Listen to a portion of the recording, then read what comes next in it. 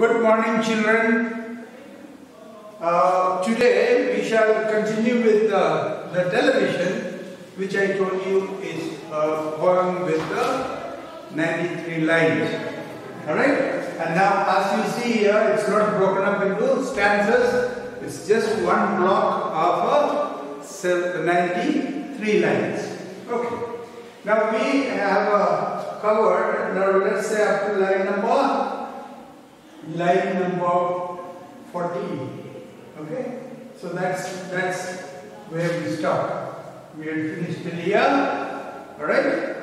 So what you find in the beginning is the poet is telling how important, how vital it is to keep the children away from television.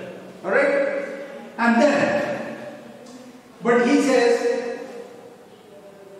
children have become so addicted to watching television programs, they get glued to various channels, and that has got a very negative impact on them. Right? And then we find, so he shares his own personal experience.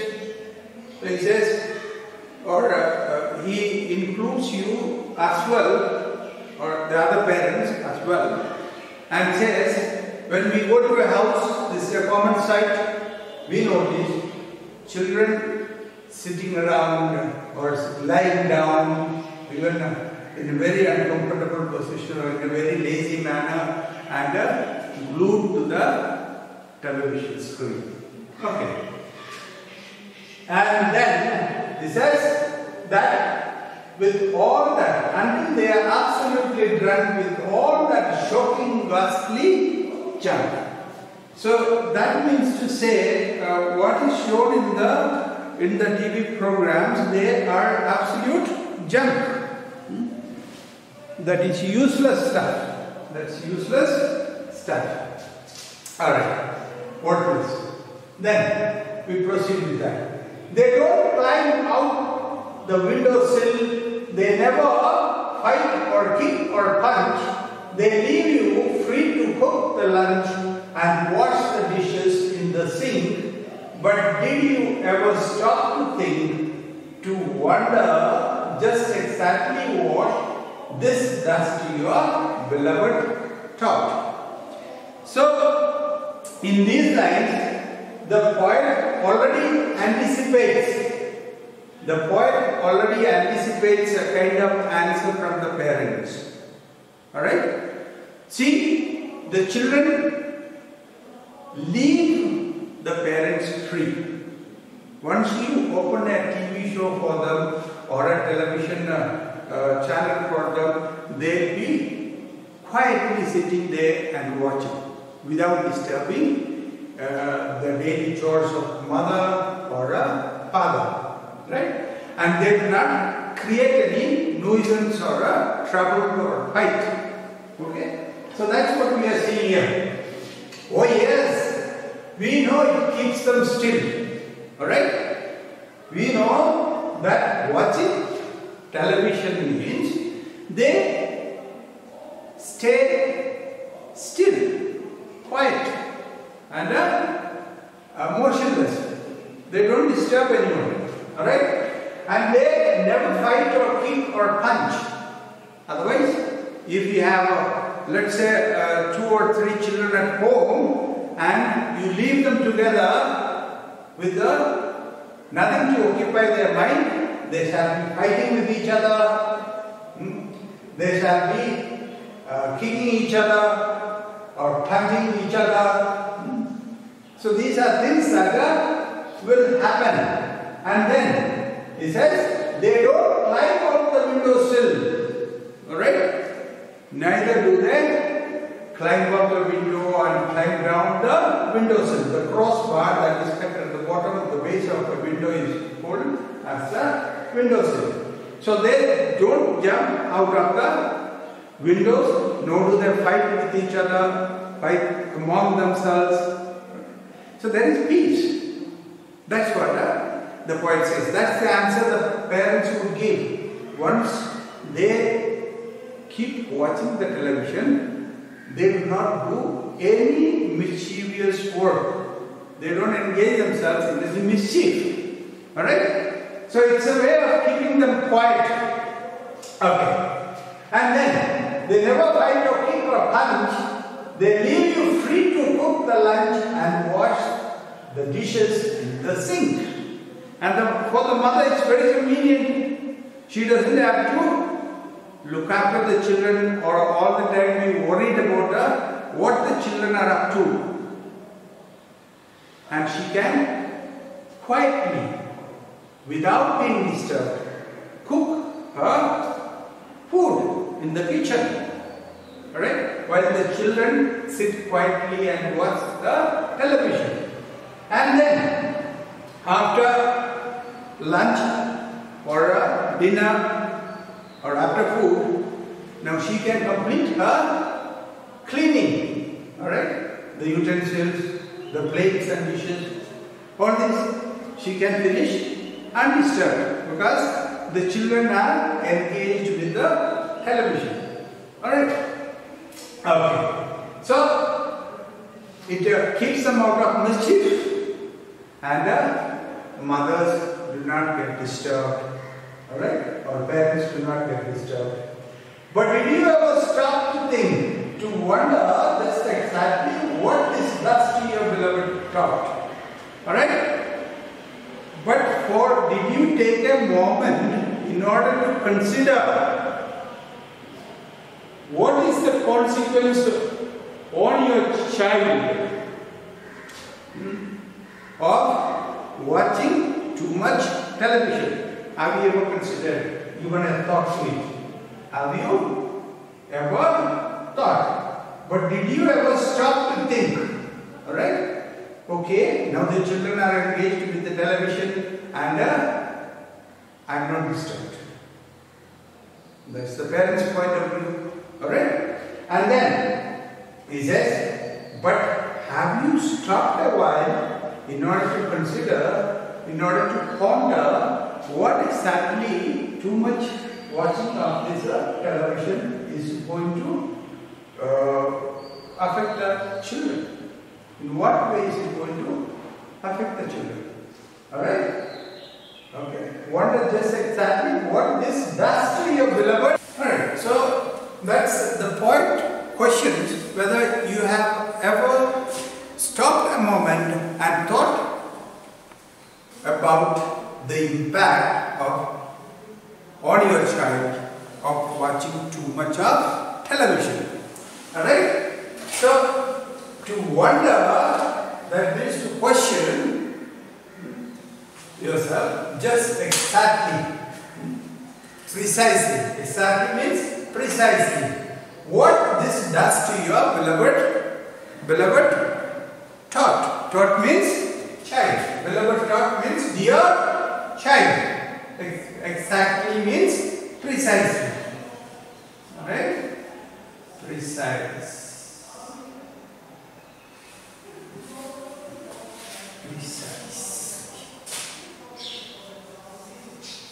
Okay? So, have you ever considered what impact too much of television will have on your dear little child? Then, the poet gives the answer. What impact does this watching too much of television have on your child? It rots the cells in the head. It kills imagination dead. It clogs and clutters up the mind. It makes a child so dull and blind he can no longer understand a fantasy, a fairyland. His brain becomes as soft as cheese. His powers of thinking rust and freeze. He cannot think, he only sees. Alright? Look at the capitalization there. These lines from 25 to 33. That is lines 25 to 33. They are capitalized. Okay?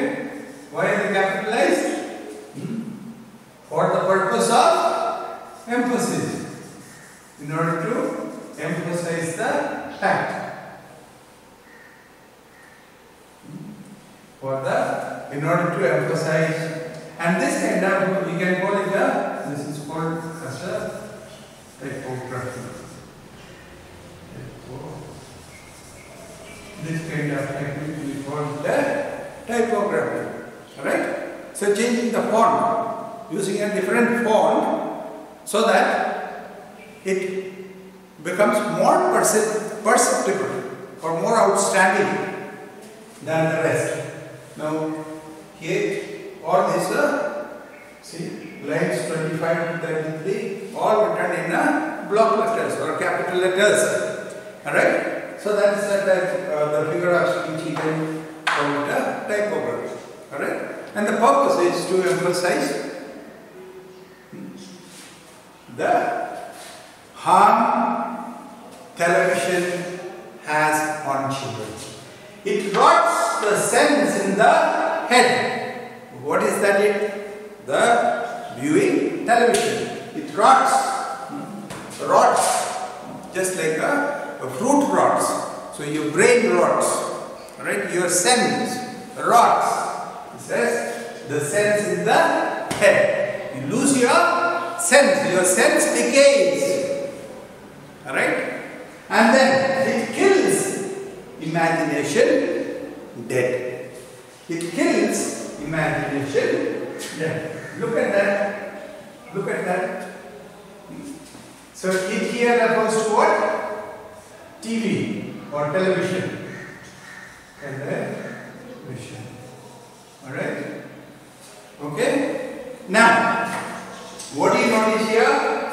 You will notice something, that is, television is attributed the quality to kill.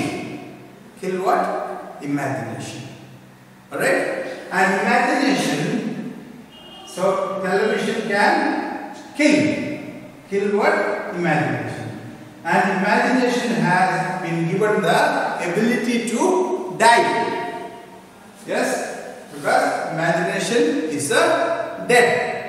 And now, this kind of attributing or giving qualities that properly belong to humans to inanimate objects or ideas, we call that a figure of speech called personification.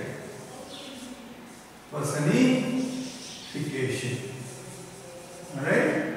So here, what is personified? Television is personified, and imagination is also personified, because it's been given television has been given the ability to kill. Alright? And imagination is given the ability to die. Now these are properly qualities or attributes that belong to humans. Alright? So there, it kills the imagination dead. Okay? So that's a personification right there. Then it says, it clogs and clutters up the mind. It makes a child so dull and blind. And more than that, it also does, it clogs the mind. Clogs means, what's the meaning of clog? Blocks. It blocks the mind, it jams the mind, and clutters up the mind. Clutters up. It blocks and clutters. Clutters up the mind. It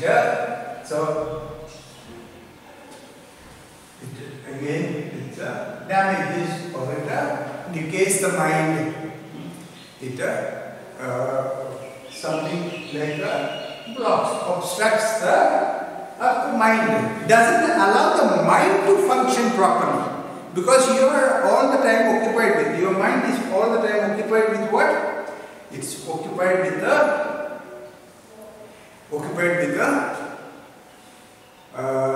what you have seen. that virtual scene.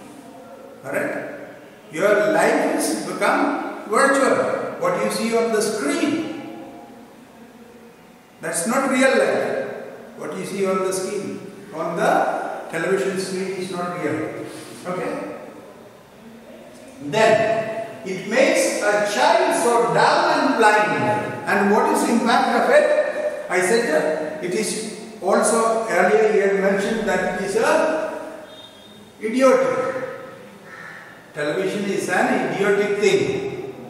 And those who engage themselves too much in watching these television programs, they turn out to be idiotic, dull, and blind. You cannot see. You cannot see the reality because you are all the time engaged in that virtual world presented by television. Then he can no longer understand a fantasy or fairyland, and your mind has become so obstructed, so blocked, and therefore what happens? You lose your sense of fantasy. Fantasy is what? Imagination.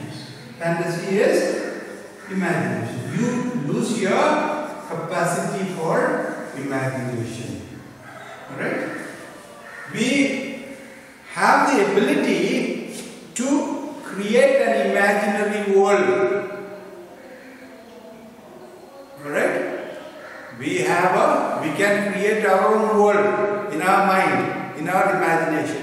And that creativity, that ability to create a world of imagination, a world of fiction in our own mind is lost. And you cannot even think of a fairyland. See, books talks about elves and fairies. The little ones are, fairies are called elves. And these fairies, where did they live? They lived in fairyland. And where is this fairyland? In the land of imagination. There is no real existence. The fairies are neither real nor are the fairyland. They are the work of imagination. But you should be able to perceive that. But you have lost that ability of creating a fairyland of your own, in your imagination, in your mind, filled with the fairies and the elves. That capacity you have lost. You have lost the capacity to imagine. Alright. Then his brain becomes as soft as cheese. And what has happened to your brain? Your brain has become very soft as cheese. Look at that comparison there. His brain becomes as soft as cheese. That's an example of a figure of speech called simile. What is a simile? A direct comparison using as or a like. Like here, his brain becomes as soft as cheese. As is used here to compare two things. Your brain is compared to cheese. And what is the quality of the cheese? It's very soft. Your brain has become that. Okay? So you lost the capacity of brain. His powers of thinking rust and freeze. And what has happened here? What do human beings boast themselves about? Of being rational beings. People with the animals with the ability to think or reason. That's why we are called rational beings. But we are thinking, what has happened to our thinking? It rusts, just like the iron rust. Iron rust. Rust means to corrode. Alright? Rust means corrode. Okay?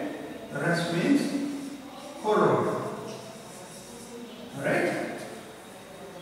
So you must have seen if iron is, for instance, exposed to the outer environment, oxidation takes place and iron oxide is formed on the outer surface of it. That we call a rust. So in the same way, and this happens usually when it is not used. So when your brain is not used, what happens to it is, it corrodes, it gets rusted. You are not using your ability to think because you live in that virtual world presented by the television. That's very dangerous.